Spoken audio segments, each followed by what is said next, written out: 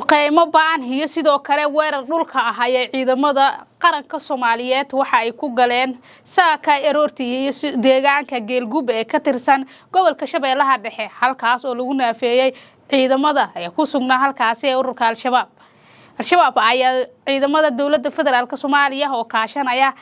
ciidamada huwanta iyo sidoo kale kuwa macawsleyda ee deegaanka ay hubeysan ayaa waxa ay u dhaceen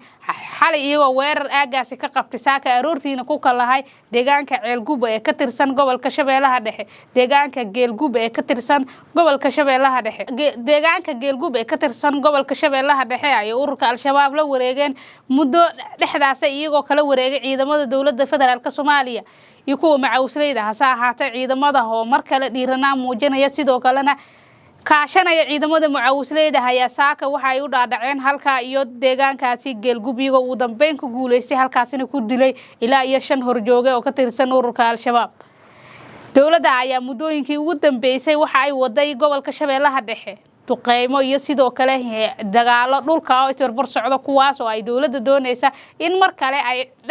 gacanta kaga dhagto ciidamada dawladda federaalka Soomaaliya furumihii ay markii hore dib ugu soo baneeyeen ururka Al-Shabaabna ay halkaas tageen dadka shacabka ayaa inta badan sheegaya duqeymaha iyo sidoo kale farxadka ururka Al-Shabaab ee ku sugan gobolka Shabeellaha Dhexe iyagoo ku baxsanaya gobolada Hiiraan iyo sidoo kale gobolka Baay iyo Boqeel ee Koonfur Galbeed inta badan dawladda federaalka Soomaaliya oo hogaaminaya dagaalkan madaxweynaha Jamhuuriyadda Federaalka Soomaaliya oo dhawaan ku noqonaya deegaanada gobolka Shabeellaha Dhexe sida degmada Cadale iyo Aadan Yabaalaha ayaa madaxweynaha waxa uu ku booriyay in ciidamada la dardar geliyo sidoo kalena ay dhiiranaan iyo kalsooni iyo sidoo kale saad iyo qalab iyo mushaarba ay la hor taagan tahay ayna la garab taagan tahay ciidamadaasi macawsleyda iyo sidoo kale kuwa qaranka Soomaaliyeed kaliya laga doonaya in ay ururka Al-Shabaab ka qabsadaan deegaanadaasi gacantooda ku jira ururka Al-Shabaab hasa ahaatee muddooyinkan ayaa waxaa socday duqeymo dab iyo holaca oo la beegsanaya ururka Al-Shabaab kuwaas oo loogu diray qaarkood horjoogayaal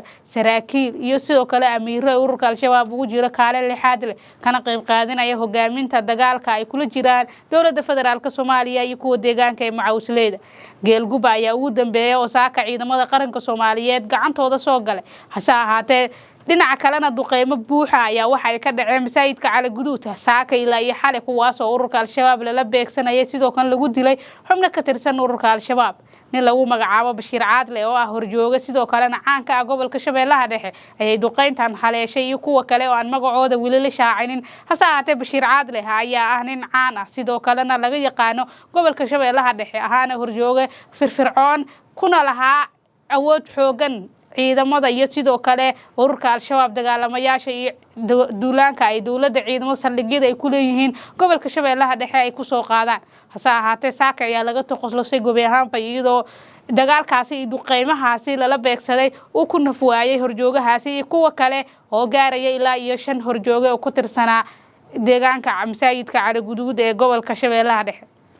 si kastaba ahaatee dawladda oo kaashanaysa ciidamada deegaanka duqeymaha cirka ee beesha caalamka ciidamada qaranka Soomaaliyeed ayaa mar kale waxa ay gobolka Shabeellaha Dhexe geliyeen guluf colaaleed oo ku aadan in ururka Al-Shabaab laga faro mawluujiyo deegaanada gacantooda ku haray iyagoo ururka Al-Shabaab ay isugu arooreen dhinaca webiga Shabeelle ee jiinka howdka beeraha halkaas oo ay ku dhuumaaleysanayeen inta badan iyagoo mararka qaarna soo qaado dagaalo goosgoos ciidamada ay ku leedahay dawladda federaalka Soomaaliya saldhigyada ay ku leeyihiin deegaanadaasi gobolka Shabeellaha Dhexe hase ahaatee haatan ayaa mar kale waxay u muuqataa in dawladda ay dhiiranaan iyo sidoo kale xoog saaraysa in mar kale ururka Al-Shabaab gacantooda laga wareejiyo sidoo kalena ay ku guuleystaan in mar kale deegaanada ururka Al-Shabaab ay ku sugan yihiin lagu soo celiyo gacanta dawladda federaalka Soomaaliya daawade waxaan ka codsanayaa haddii aad intaan la soo gaartay inaad muuqaalka like saartid share garee gaarsii saaxiibadaada sidoo kalena channelka subscribe saar oo ka mid noqo saaxiibada aan halkan ku kala warqaadno mal kale aad iyo aad ayaad u mahadsantahay